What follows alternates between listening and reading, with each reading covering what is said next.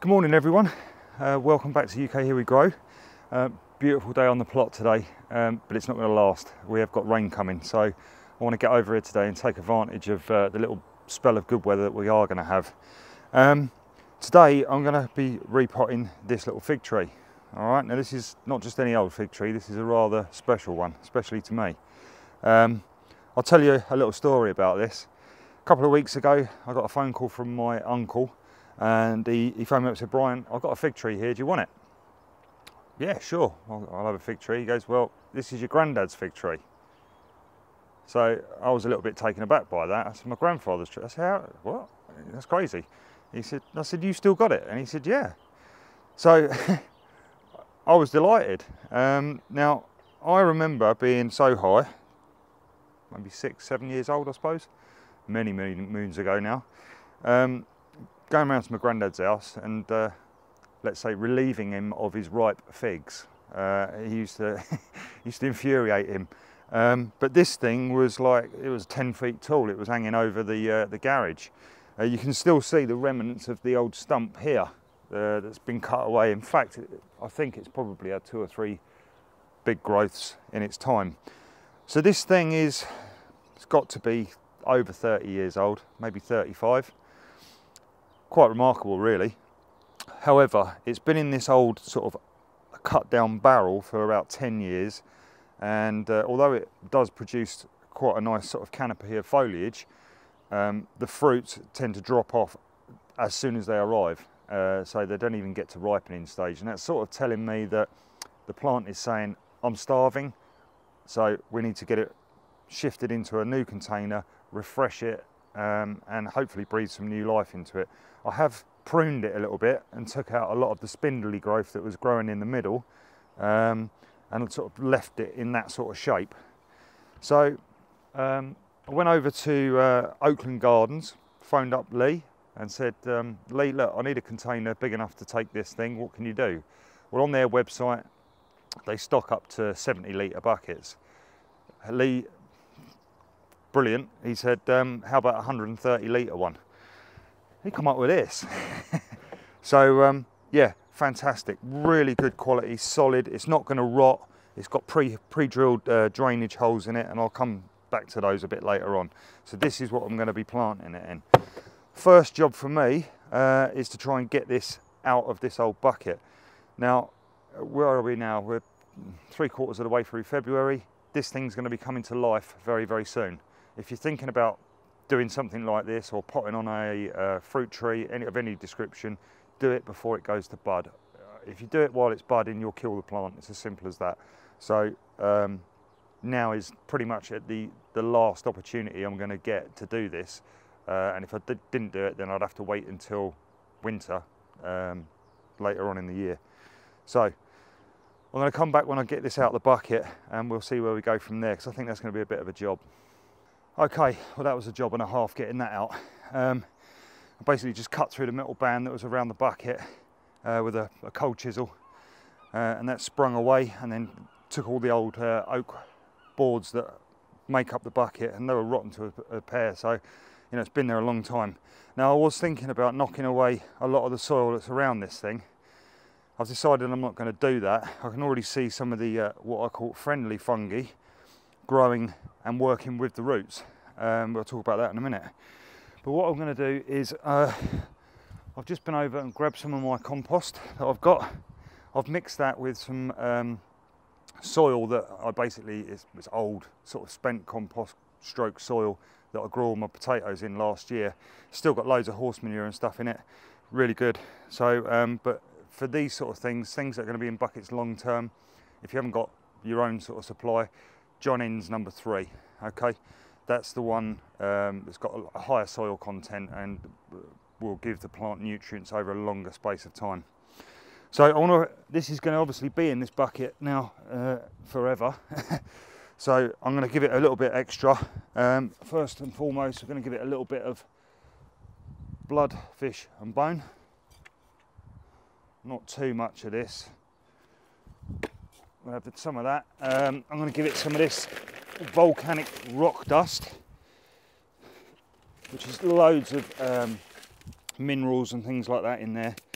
that get a bit more actually that the plants need. And finally, I'm going to give it some of this. Go easy with this stuff.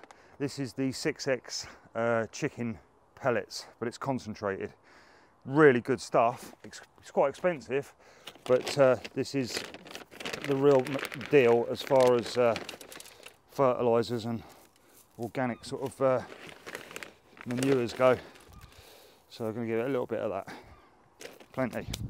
Right, I'm just going to give this a mix up, and then when we're done, we'll come back and we'll get this thing in the bucket. Oh, actually, before I go, the last thing I did make a small preparation on is what I was going to put in the bottom of it. Now, you do need to have some sort of drainage in there. It's important because obviously this is pre-drilled with holes, and if you let that go, it'll just go through the holes and it'll just anchor itself to the ground. One other thing is site that bucket where you want it to stay. Don't try and move it after you filled it. You'll never shift it. That weighed a ton on its own. So this is where I've decided that this fig tree can live. It's got all day sun that way south, so that's what it needs. But in the bottom of here, and Peter, if you're watching, I know this is a private joke, but I might want to look away now. I've got a load of these old roof slates that I made the strawberry beds with. These are all the broken ones, so I've put loads of them in the bottom. They're all broken up, and that's probably about a good inch thick. That's going to give me good drainage, and it's going to act as a barrier to the roots on this if it tries to go through the holes. So I'll be back in a bit when I've mixed that up, and then we'll get it in the pot. Okay, right, so I've put a good 6 inches of this compost in the bottom. Looking at the height of the root ball, it's going to bring me up to about sort of this height, which is roughly where I want to be with it. I've got this stuff, which is my friendly fungi. Hopefully that's focused. Mycorrhizal fungi. Basically this stuff works, I don't even know if I pronounce that right, I can never pronounce it, so I'll call it friendly fungi, we'll go with that. This stuff basically works in conjunction with the roots. Really good for all fruit trees, roses, things like that. And basically what this does is it sends out little a network of fungi throughout wherever it's growing, and it basically drags food back to the roots of the plant, and they work together. Really good stuff. But you have to, if you're going to use this stuff, it has to be in contact with the roots. So what I'm going to do with this first off is I'm going to sprinkle a load of this in the bottom here, because that's going to be in direct contact with the bottom of the root ball.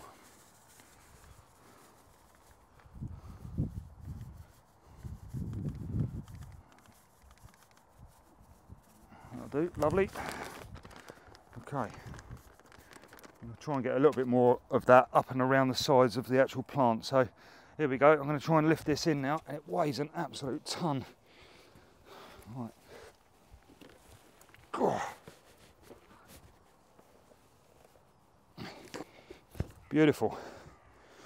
Okay, so the last job I've got to do now then is basically just fill up around the edges of it, and that's pretty much it. I am going to fill it and cover a lot of this that's on here, because there's exposed roots going everywhere. So I shall be working it in amongst all of these what I call suckers, and that should be it. It should have a nice new home and plenty of food for that root system to get stuck into. Well, that's all from me today. Actually, no, it isn't. There's something else I want to show you. Okay, yes. So what I wanted to tell you about is, while I was on the phone the other day talking to Oakland Gardens, we had a bit of a chat about what we could do, obviously, for you guys. I mean, I know some of you are abroad, USA, Australia, this, that and the other. And unfortunately, Oaklands can only supply to the UK, Isle of Man, Ireland, Outer Hebrides. So this is pretty much a UK thing at the moment. They are looking to move towards a worldwide service very shortly. However, we were talking on the phone and we was discussing root trainers. Now, there's different ones that you can get. There's these type of things, which are quite a nice deep cell. sturdy. They will give you, a few good seasons out of them, and not like the cheaper ones. This is quite thick, this plastic, so it will last. The problem with these is that when you're trying to get your little plug plant out, you are going to be squeezing it and moving it about, and if you're growing a crop that doesn't like its roots being disturbed, they're not ideal. Far better are these things. Okay, and basically I'll just quickly show you one. These are what I call little books, and basically that opens up like so. Each of these books can hold 4 cells. These are the 4-inch ones, which are the deeper ones that you can get of these. They do a shorter one, I wouldn't bother with it. Go for the deeper ones. And basically you've got to look after these as well, because these aren't as sturdy as these. However, really good bit of kit. You just fold it up like that, clip it into place, and it holds itself together. And then these slot into these frames that come with it. And you basically just pop that in there like so, and you keep going and filling up your frame until you get to about this sort of thing. One of these are quite expensive to buy on the internet. However, Oaklands are doing our community a really good price on these. In fact, there's a flash sale. That's what we arrived at. They're going to do us a really good deal on these. If you want to know where that is, go to the website and look on Hot Product. That's a new page that we've added to the website, and you'll find the details for this. Alternatively, you can go into the UK Here's a Bargain group on Facebook, and you can find all the details there. Great thing about these as well is they come with this propagating lid which sits on the top, and once your plants have germinated, all you need to do then is turn it upside down and pop the whole thing inside that, and then you can fill from the water feed and fill from the bottom. So basically it'll just act as a reservoir in there. All of these cells as well, they have little holes at the bottom, so when you fold it, these all open up and the roots will be forced down into the bottom. They will follow the grooves that are already on here, and it gives you a really strong root system. Excellent product. So yeah, if you want one of those, please do go and have a look at the website, and you'll find all the details on there. They're also still doing us this deal on these buckets as well for you guys. So, and all the details for that are in the bargain group. That's it from me today. Do stay tuned for the next episode. We've got a competition coming up, folks, so look out for that. Also, thank you for liking, subscribing, commenting. If you like what we're doing, please do tell your friends, bring them over into the community. It's really growing fast, and there's a great bunch of people, all of you, especially like in the Facebook groups where you're all helping each other out, and it's really good to see. So anyway, from me, see you next time.